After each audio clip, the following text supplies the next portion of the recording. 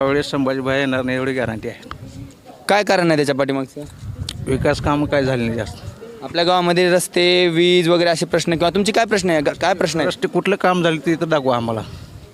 त्यांच्या मार्फत कुठले काम झाले म्हणून सांगा आम्हाला. सरकारनं जी लाडकी बहीण योजना आणली त्याच्याबद्दल तुमचं म्हणणं काय?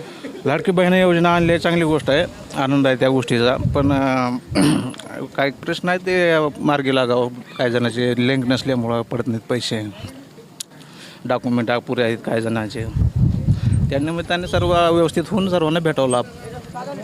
मराठा आरक्षणाचा जो मुद्दा आहे या मुद्द्यावरती सरकार कशा पद्धतीने काम करते?